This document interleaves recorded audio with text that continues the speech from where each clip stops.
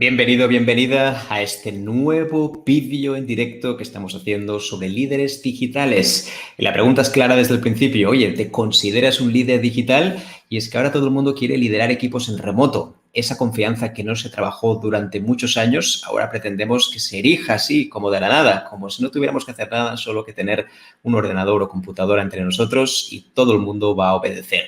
¿Te has encontrado nunca en esta situación? ¿Te gustaría saber cómo podría ser un buen líder digital con algunas recomendaciones prácticas en este vídeo? Oye, pues quédate aquí, ¿de acuerdo? Y encantado de compartirlo contigo. Así que vamos a liderar tu equipo en remoto con la máxima efectividad.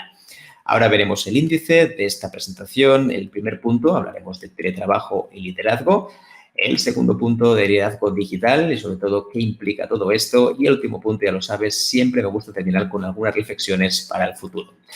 Teletrabajo y liderazgo. Primer punto, ¿de acuerdo? Y este es un punto clave que estamos viendo hoy y es que muchos líderes intentan hacer exactamente lo mismo en sus equipos que cuando estaban en la oficina. Y hoy sabemos, de acuerdo, que el liderazgo digital no es una cosa solo que sea digital en sí misma, sino que hay que tener unas competencias digitales muy distintas a las que habitualmente tendríamos en un espacio físico o presencial. Así que vamos a ver este punto y qué puntos podríamos desgranar. Pero antes, de acuerdo, como siempre, algunas frases y datos que creo que pueden suscitar tu interés.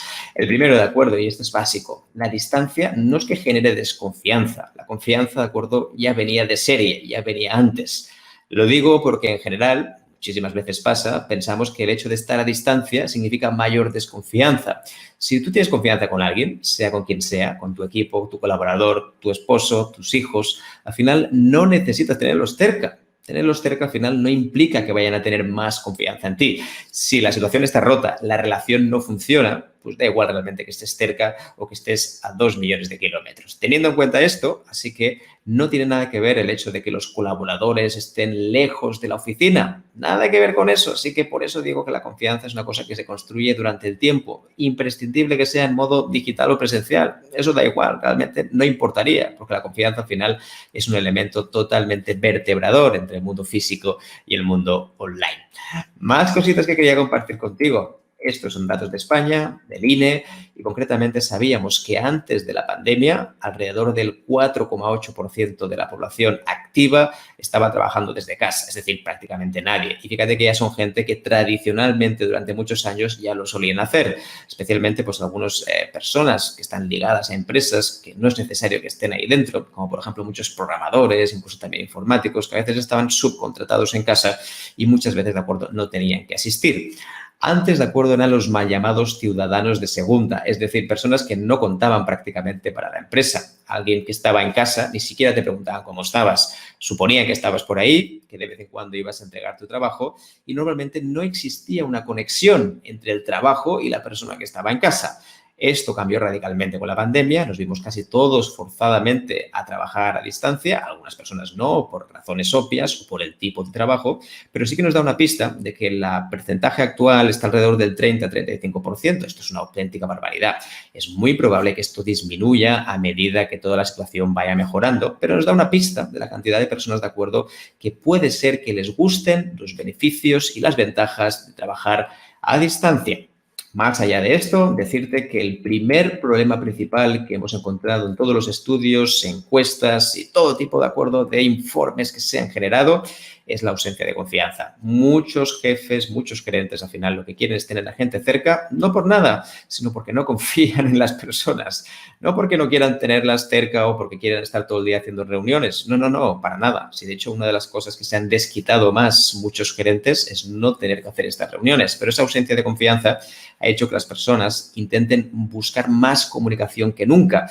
Y eso al final se traduce en muchísimas reuniones, muchas más que antes. Se reduce también a muchísimos más mensajes por todo tipo de plataformas, que si Slack, que si Teams, que si el propio correo electrónico. Y eso hace que al final sea un embrollo, no sea demasiadas cosas, la gente no tenga tiempo de consultarlas y genera cierto malestar. Dicho esto, esto viene de un artículo publicado que lo puedes encontrar en los comentarios, ¿de acuerdo? Ahora mismo lo estás viendo, en la parte de abajo lo puedes ver y es un artículo completo donde hablamos justamente de la mega guía sobre cómo puedes liderar a tu equipo en remoto con la máxima efectividad. Trucos sencillos, efectivos, fáciles y sobre todo que puedes reproducir en tu equipo siempre que quieras. Te recomiendo de verdad este artículo porque está explicado todo de pe a pa y si eres más de leer tranquilamente y de aplicarlo como buen estudiante, te recomiendo este artículo, ¿de acuerdo? Porque verás que es muy fácil de leer. Más cosas. 4 competencias clave a la hora de liderar en teletrabajo, que son importantísimas a tener en cuenta, que por supuesto lo son a nivel presencial, pero que cuando estamos a distancia todavía ganan mucho más peso. La primera, aprender a comunicarse. Ya no es lo mismo de cuando estabas en el pasillo, comunicarte con alguien y solucionar un problema o hacer reuniones mucho más largas, más extensas, donde había más o menos un corrillo y la gente hablaba de ciertas cosas. Eso al final está bien para el presencial, seguramente, pero en el mundo online hay que ir mucho más al grano. Entonces, ¿cómo nos transmitimos? ¿Cómo comunicamos con otras herramientas estilo en vídeo para poder, por ejemplo, explicar una herramienta sin tener que reunir a la gente, utilizar todo tipo de comunicaciones digitales, herramientas también para que la gente esté desconectada digitalmente? Esto es importante hoy en día para un líder a la hora de comunicar a distancia. Lo otro tiene que ver con esas competencias digitales y es que cómo buscamos información, cómo la pasamos al equipo, cómo la resumimos. Esto antes no era tan prioritario porque lo podíamos hacer de forma oral, pero hoy en día que todo tiene que quedar escrito, grabado o simplemente hacer reuniones muy diferentes, la pregunta es, oye, ¿qué podría hacer yo para que esas competencias digitales las desarrolle? Así que es uno de los puntos también a tratar. Más cositas, la gestión estratégica y sobre todo de las tareas y de los proyectos. Ahora mismo todos sabemos que hay demasiadas cosas por hacer, pero antes, como estábamos ahí, éramos mucho más sencillo a la hora de decir, oye, ¿esto lo descartamos o no? ¿Esto lo hacemos o no? Hoy en día, de acuerdo, hay que buscar otro tipo de negociación más digital y saber que ciertos proyectos no se van a hacer y no intentar, de acuerdo, boicotear al resto de los equipos poniéndoles demasiadas cosas que no podrán cumplir, porque así de esta manera seguro que estarán entretenidos en casa. No, no se trata de eso. La idea sobre todo es gestionar muy bien qué proyectos y qué tareas son estratégicos y hacer entender el significado real a las personas. Algo que, por supuesto, era importante en lo presencial, pero que todavía lo es más cuando estamos en online y no vemos tantos rostros y tantas caras en este entorno más humano, esa calidez digital que evidentemente no es fácil de conseguir. Y un último punto, ¿de acuerdo? Que te voy a decir, la inteligencia emocional es clave. Es decir, ahora tenemos que leer a las personas, interpretar cómo se están sintiendo a distancia. Así que 4 puntos fundamentales, competencias clave para estimular ese trabajo a distancia. Más cosas. Vamos con este segundo punto, liderazgo digital. Este es un punto clave también a tener en cuenta. Lo primero, la estructura fractal. ¿Qué significa eso? Esto lo hemos hablado en otro vídeo. De hecho, te recomiendo que vayas al canal de YouTube justamente donde estás ahora y ahí podrás ver, de acuerdo, que hay un vídeo sobre equipos fractales y qué significa. Al final, la idea es que cómo debería ser este equipo cuando trabajamos a distancia, cuántos miembros debería tener, cómo se debería estructurar. Eso es una de las partes más importantes de esta estructura fractal. Y el problema de los equipos digitales es que a veces se hacen a imagen y semejanza de los equipos presenciales. Y son 2 equipos distintos. Hay que montarlos, armarlos de otra forma distinta. No es lo mismo. Así que vamos a ver algunas características. Para que entiendas la fractalidad, sabes que me encanta el ejemplo del brócoli. Seguramente lo has visto en otra presentación, pero el ejemplo del brócoli es clarísimo. La figura completa del brócoli es un brócoli entero. Nada que decir, tiene sus funciones. Esto sería la propia empresa. Pero si divides el brócoli en pequeñas partes, te darás cuenta de que cada pieza de brócoli, que cada tallo, es un brócoli pequeñito en sí mismo. Es decir, como si fuera un gran brócoli con las mismas funciones. Es igual, exactamente igual. Es como si hubiera pequeños microbrócolis dentro de un brócoli. Pero en el fondo hablamos de un solo brócoli que es el grande. Dicho esto, pasa exactamente lo igual con los copos de nieve. Los copos de nieve parecen así, pero cuando los haces pequeños son exactamente iguales que esto. Esto al final son estructuras fractales que encontramos en la naturaleza. Pero en los equipos pasa exactamente lo mismo. Y es que la idea es que el grande, cada vez que lo hacemos más pequeño, sea lo mismo, exactamente igual, con las mismas funciones y, sobre todo, que no se genere un cuello de botella que veremos a continuación. Y es que el problema de hacer esto que estábamos contando es que los equipos no deberían tener más de 5 miembros. Si son más de 5 miembros, cuesta muchísimo, ¿de acuerdo? Gestionar las disputas, los problemas. Además, también es una forma de que participen más. Y si, por ejemplo, hacemos decisiones, cuando son 5, es decir, número impar, es mucho más sencillo tomar una decisión. Así que también un punto importante. Así que más responsabilidad y menos control No puede ser que haya una persona que supervise los procesos de todo el mundo. Eso al final es un cuello de botella. Y el problema es que el jefe se agobia muchísimo. Parece que lo tenga todo controlado, pero no es verdad. Y es que al final tiene que responder a mensajes, emails, y eso hace de acuerdo que el mensaje o la comunicación aumente exponencialmente, cosa que no interesa, sobre todo para los intereses del propio jefe. Más allá del control, fíjate que a nivel de efectividad es nefasto, ¿no? Gestión de la incertidumbre. Si el equipo sabe lo que tiene que hacer, por supuesto, es mucho más flexible en este sentido. Por lo tanto, la gestión de la incertidumbre será vital a tener en cuenta. Y lo último, de acuerdo, es la cultura de la solución. Si tenemos grupos que son interdependientes entre ellos y saben perfectamente lo que tienen que hacer, ellos mismos van a encontrar la solución. No tendrán que ir a buscar a un renglón superior. Oye, ¿esto cómo lo debíamos hacer? ¿Hay algo que yo pueda modificar? Sí, claro, lo podríamos hacer así, pero fíjate que entonces estimulas la cultura del paternalismo, del maternalismo. Y es que al final consiste en que tienes que preguntarle a papá o mamá cómo lo debería hacer. Y tienes gente poco espabilada en el equipo. Y esto a nivel digital todavía se agudiza mucho más.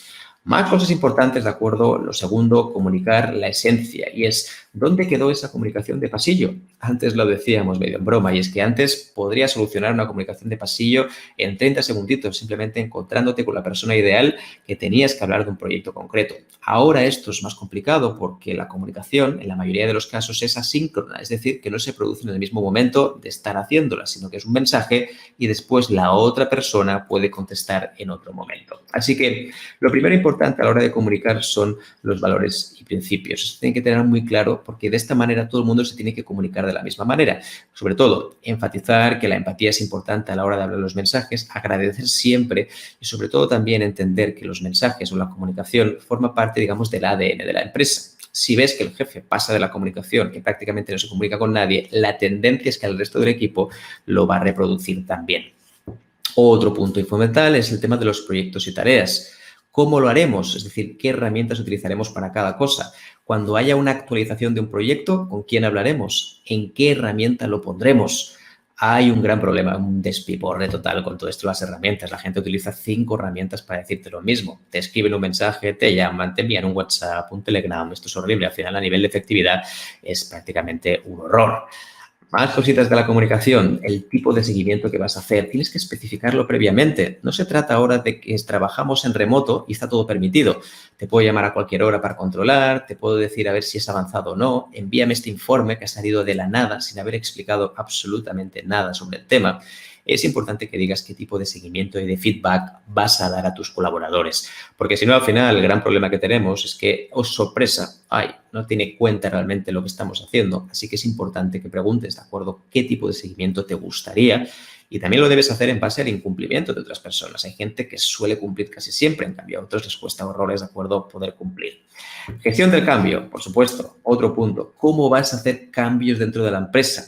Tiene que haber un punto esencial, unas pautas para que todo el mundo sepa que cuando haya un cambio hay que hacer esto, esto y esto. A veces el gran problema, ¿de acuerdo?, es que los cambios se producen un poco a salto de mata, porque alguien dijo que habría que hacerlo, entonces se producen de forma brusca y eso genera siempre un cierto rechazo y reticencia por parte de los colaboradores. Más cosas y más competencias imprescindibles para ser un buen líder digital.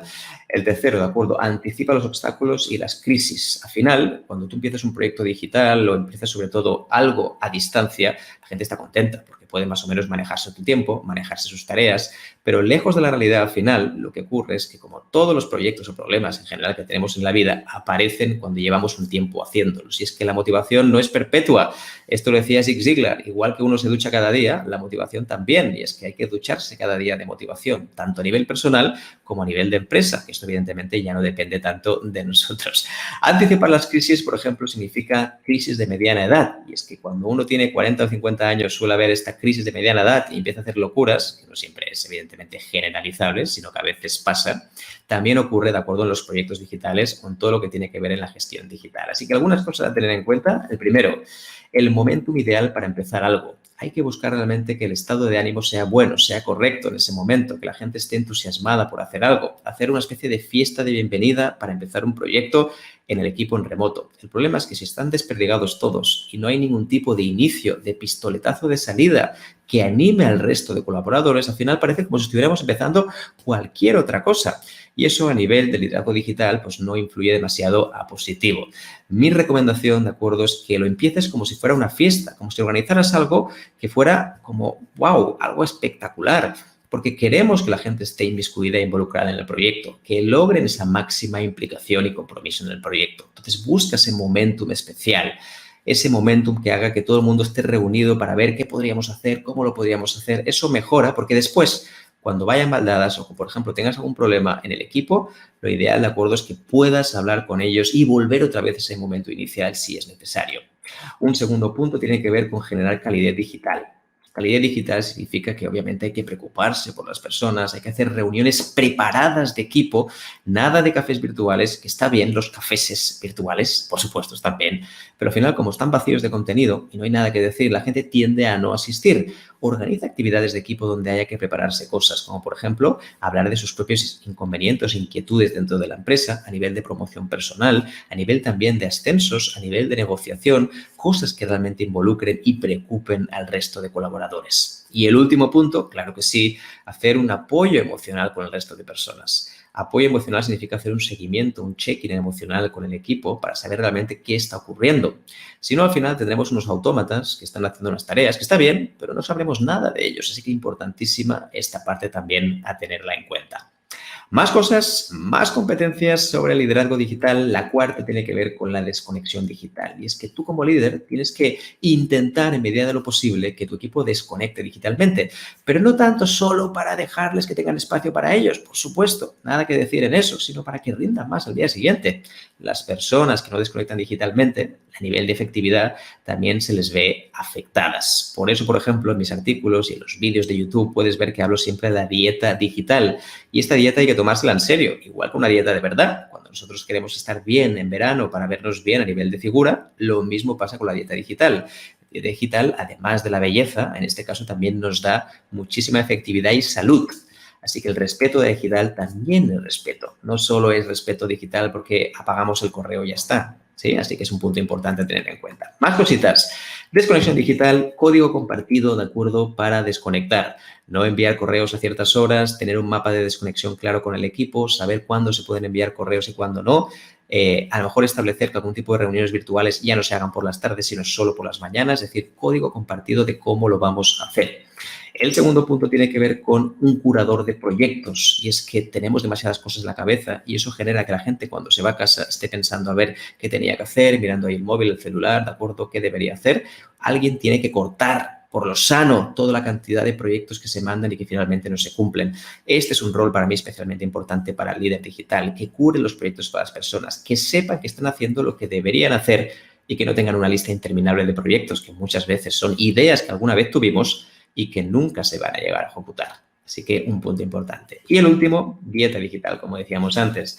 Oye, aplica una dieta digital a tus equipos y tú como líder tienes que empezar por ella. Porque si eres el primero que a las 12 de la noche les envías un correo y les dices, oye, ¿cómo va todo esto? Pues por supuesto generas una cultura de equipo. Si por ejemplo les dices que a partir de ahora, de 12 a 4 de la tarde, de 12 p.m. a 4 p.m., por ejemplo, no vas a hacer reuniones digitales, acéptalo y hazlo. No le pongas a alguien después una reunión ahí en medias a las 3 de la tarde. Así que esta dieta digital tiene que ser en serio y tú te la tienes que creer como líder digital. A partir de aquí, todo será mucho más fácil. Vamos a ver una siguiente competencia, la última que quería comentar contigo, que quería compartirte. La primera, de acuerdo, como decíamos antes, tenía mucho que ver con ese sentido de la pertenencia del equipo, los equipos fractales, cómo podemos estructurar los equipos. Hemos hablado también de tema de emociones, hemos hablado de acompañamiento emocional y vamos a hablar de un tema fundamental, porque claro, esto del equipo, la confianza está muy bien, pero también hay que definir unas KPIs. Al final somos un equipo con unos objetivos, así que está bien que los consensúes con tu equipo. Es decir, cómo medir ese éxito del equipo, para que no quede en algo simplemente, bueno, yo lo mido de esa manera, con las tareas que hacen, más o menos, no tiene que ser algo mucho más completo, porque ese liderazgo va más allá.